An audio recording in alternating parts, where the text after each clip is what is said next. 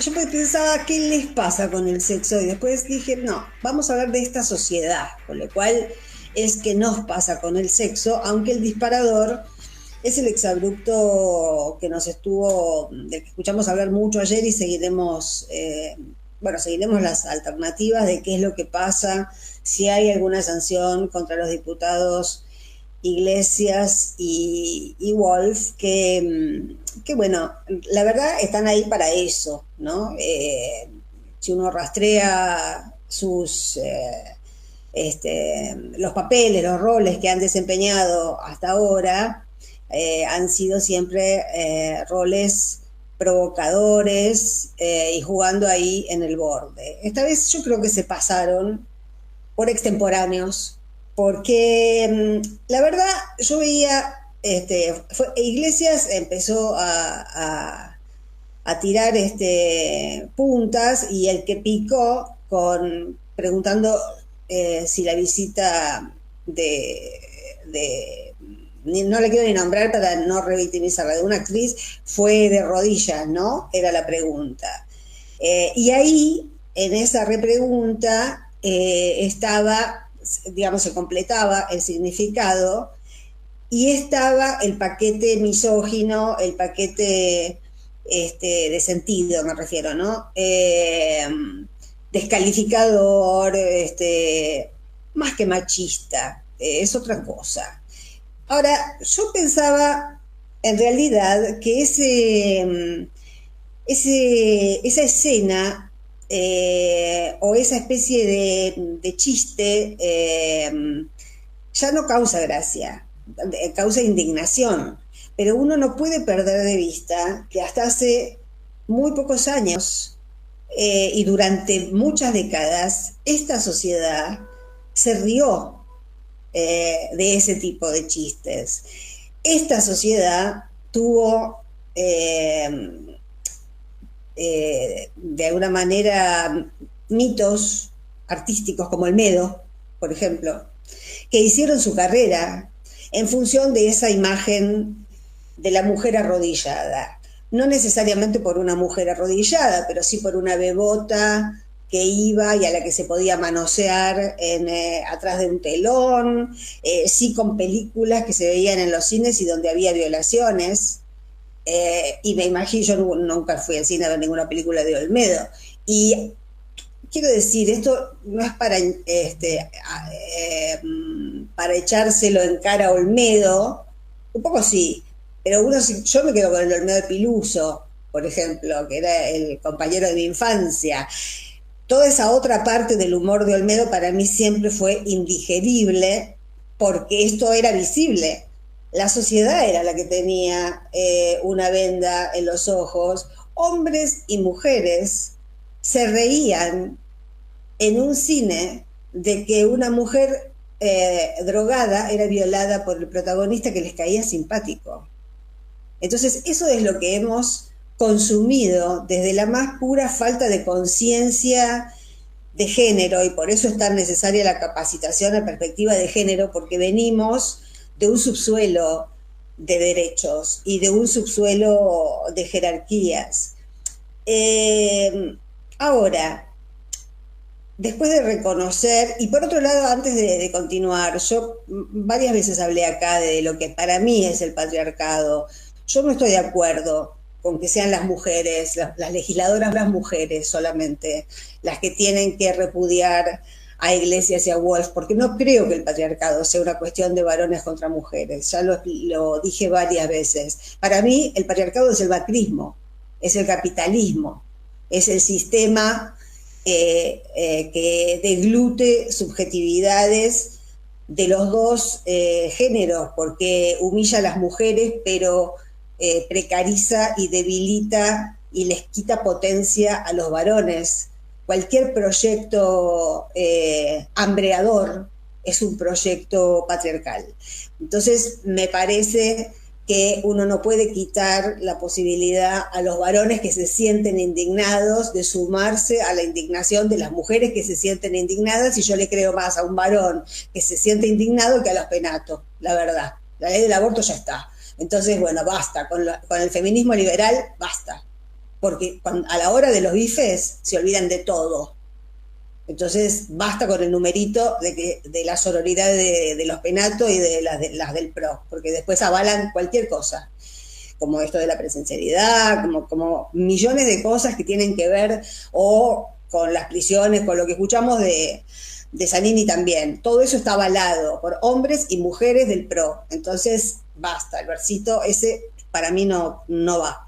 Ahora, yo pensaba, ¿qué le pasa a una sociedad? Que no es esta la única, por supuesto, han despertado muchas sociedades al mismo tiempo, y la nuestra no es una de las más tardías, aunque hay otras mucho más avanzadas, pero que han despertado de la naturalización de una violencia hacia las mujeres que se transformó en términos de productos de cultura de masas, en un estante que podía ir también en el rubro entretenimiento, como lo que acabamos ese tipo de películas que no tenían un público exclusivamente masculino. Por eso digo, era como viejo que hacemos el fin de semana, vamos a ver la de Olmedo, y ahí iba el padre, el marido y la mujer a ver eso, y los dos se reían de eso, digamos. Estaba tan internalizado en nuestra cultura el patriarcado y la violencia de género que eso no llegaba a verse, y no solo no llegaba a verse, sino que causaba gracia. Entonces yo me pregunto, ¿de qué se reían?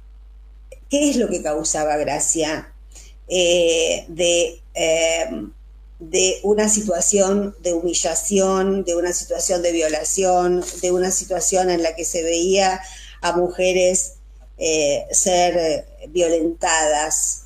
¿Por qué tenía lugar ese mecanismo tan opresor, tan, en realidad, tan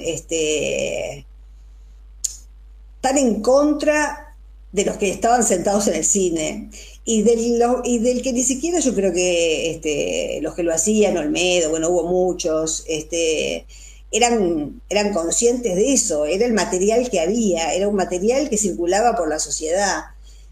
Yo creo que pasan muchas cosas y hay muchos motivos por los cuales la gente se reía hasta hace pocos años de situaciones de una violencia innegable contra las mujeres, y se reían hombres y se reían mujeres, pero en el fondo de ese mecanismo que llevaba a la risa, lo que yo creo que hay, porque es lo que creo que está en el fondo del patriarcado, me parece que si uno va para el fondo, va para el fondo, va para el fondo, va a ir dejando en el camino un montón de cosas, pero va a permanecer y va a encontrar en el fondo la negación del goce femenino.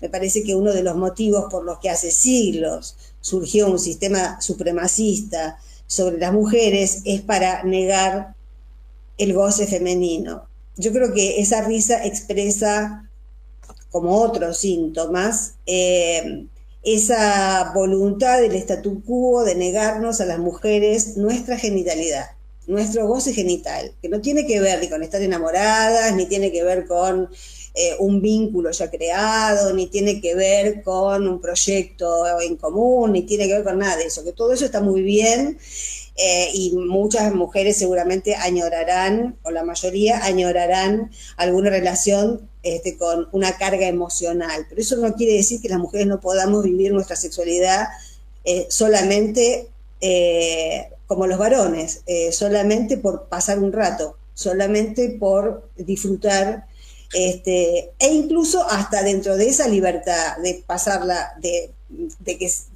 tener sexo o con muchos, o con varios, o con uno solo durante toda la vida, hasta todo el abanico, si hablamos de libertad, es posible, de modo que uno no está negando también la opción de la monogamia y de la pareja estable, y posiblemente quienes sean felices en ese formato son muy afortunados, porque los otros formatos suelen ser más complejos, pero me parece que era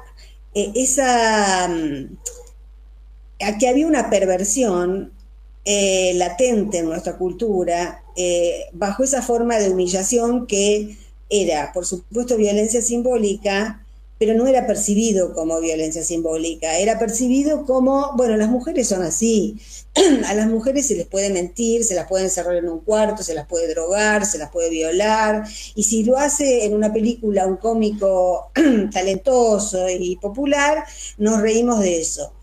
Eh, tiene que haber muchos dispositivos en marcha y activos para que algo tan violento y tan evidentemente delictivo como una violación no sea percibido como tal y sea percibido como un chiste. La humillación, y ahí vamos a la figura de la puta, ya que yo estaba hablando de las diferentes opciones, ¿no? Yo creo que hay una confusión, muchas veces se superponen la palabra puta y la palabra prostituta. En los feminismos hay un debate sobre el tema de la prostitución. Hay feminismos que son abolicionistas, que están totalmente convencidos de que ninguna mujer con la libertad de elección puede elegir vender su cuerpo, es decir, ser trabajadora sexual.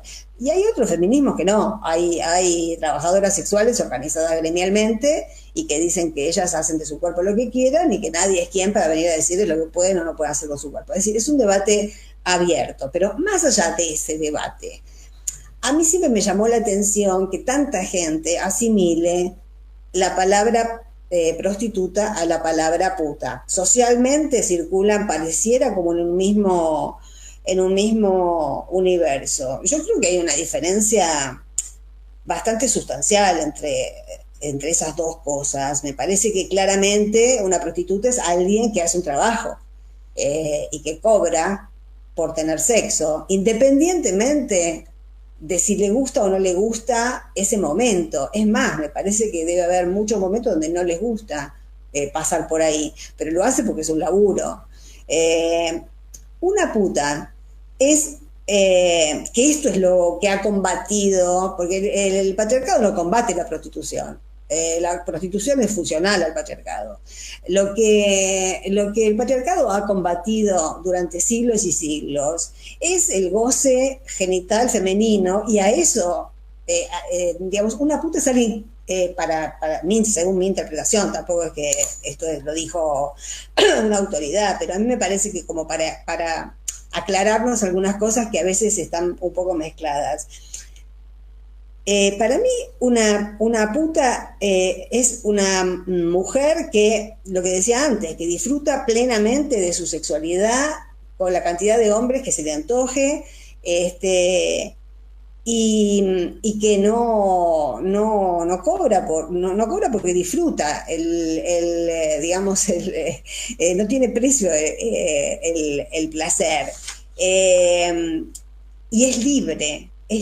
Lo que pasa es que nuestra sociedad y el patriarcado y todos los valores que tenemos encima han obturado esa posibilidad en muchas mujeres, porque la dicotomía básica, hasta en el psicoanálisis, la dicotomía básica que tenemos hombres y mujeres que provenimos de la cultura judio-cristiana es la madre o la puta. Entonces lo que pasa muchas veces es que se dividen, ¿no? Esta es para puta y esta es para madre. Después nos encontramos con mujeres casadas, respetables, pero se enfrió la cosa, no hay más sexo.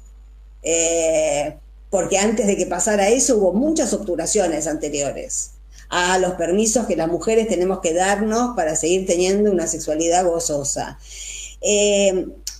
Ahora, esto por el lado del sexo, que yo creo que es una tarea todavía pendiente, posiblemente las chicas muy jóvenes lo tramiten internamente mejor que las que tenemos unos cuantos años y hemos crecido dentro de estos parámetros, donde lo que hoy es escandaloso, como los tweets de ayer, bueno, nosotros hemos tenido que cursar nuestras juventudes en una sociedad en la que estaban las películas de Olmedo. Entonces, eso también hay que deconstruirlo dentro nuestro.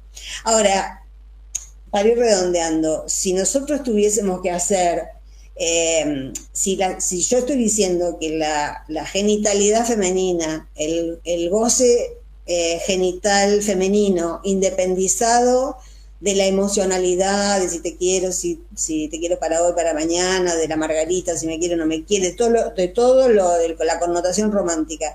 Si eso es un enorme tabú, el tabú de fondo del patriarcado, y tuviéramos que buscar un tabú equivalente, tan fuerte, una restricción social tan fuerte a las mujeres como el sexo, no, yo no dudaría en poner, en identificar en el deseo de poder y en el ejercicio de la autoridad. Ese es otro tabú para las que las mujeres no hemos sido preparadas y no nos quieren. Y ahí lo tenés a Tetaz hablando de Cristina como el Führer.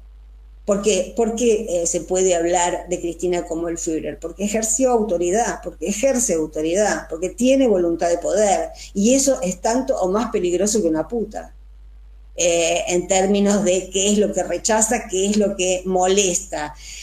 Lo curioso, y lo que seguramente alguna encuesta va a reflejar, y lo hemos visto en la calle hace 15 años que lo venimos viendo, es que las que más, con más virulencia, con más resentimiento, y con más seguramente deseos reprimidos, se cuelgan de criticar a Cristina porque es una mujer que ejerce el poder, tiene voluntad de poder, y porque es una cuestión de desplazamiento de la libido. No está en un lado y se va todo para el otro. El tema es el deseo, siempre es el deseo.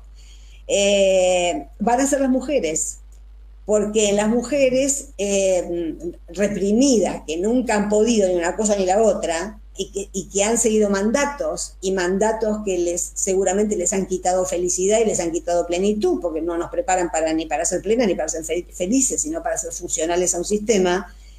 Esas mujeres, las que no hicieron de su vida, las que no se dieron cuenta, las que no tuvieron esas libertades, son las que con más recelo y con más odio miran a la figura de una mujer que se permitió ser madre, ser esposa, ser dirigente política, ser presidenta, y que cuando la vimos actuar hemos comprobado que no tiene ningún problema con ejercer su autoridad.